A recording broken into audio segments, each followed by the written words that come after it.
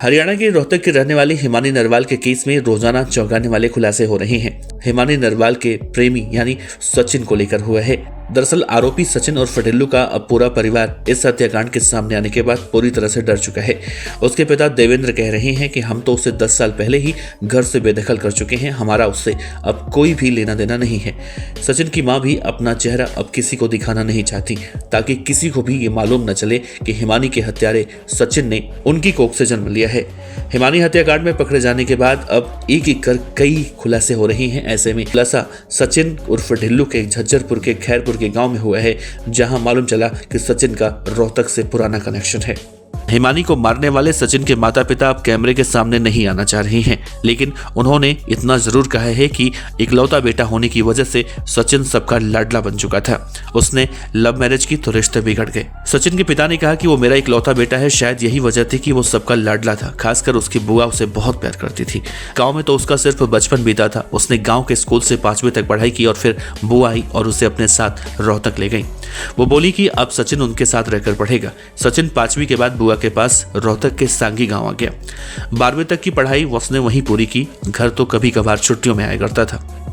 माता पिता बताते हैं कि सचिन ने 10 साल पहले कोर्ट में लव मैरिज की। हमें कुछ मालूम नहीं था, हम जाट हैं और लड़की वैश्य समाज से आती है।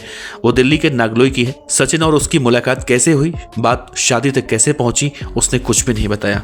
इसी वजह से बात बिगड़ती चली गई। मजबूरी में हमें उससे बेदखल करना पड़ा। हालांकि लड़की के पिता गांव आए थे, उनकी भी गांव में जान पहचान थी। वो गांव में बात करने और बेटी से मिलना चाहते थे, लेकिन उस वक्त माहौल ऐसा था कि बिना मिले वापस चले गए। पिता बोले वो हमारा इकलौता बेटा है। बेदखल किया तो फिर रिश्तेदारों का प्रेशर पड़ा। हमने उससे सारे संबंध तो तोड़ लिए, लेकिन घर में ही रहने को एक अलग कमरा दे दिया।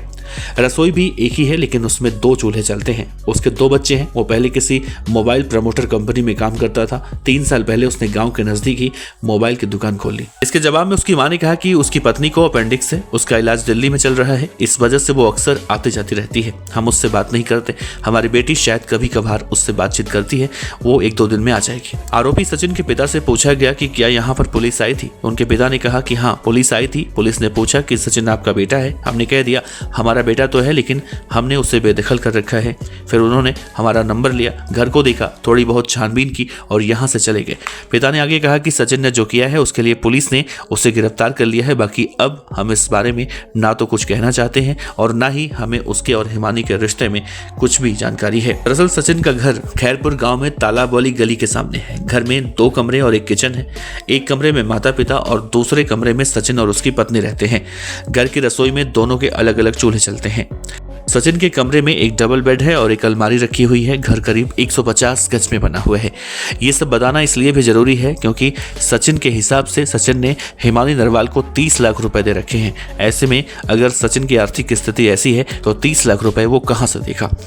दूसरी तरफ हिमानी नरवाल की मां सविता ने पुलिस के दावों पर कई सवाल खड़े किए हैं। उन्होंने कहा है कि पुलिस मुझे हिमानी की हत्या की असली वजह बनाए। पैसों का लेन देन हत्या की वजह नहीं हो सकता। ऐसा होता तो घर से सामान सचिन क्यों लेकर जाता।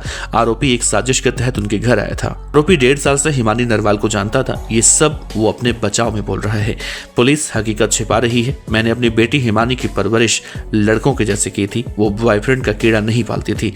अगर कोई उसके घर आता जाता और आस पड़ोस के लोग पूछते तो बता देती कि उसका दोस्त है या फिर भाई है, क्योंकि गांव के रिश्तेदार भी आते थे। हिमानी किसी से भी नहीं डरती थी। फिलहाल हिमानी का केस क्रैक तो हो चुका है, लेकिन अभी बहुत ऐसी सच्चाइयां हैं जो बाहर नहीं आई हैं।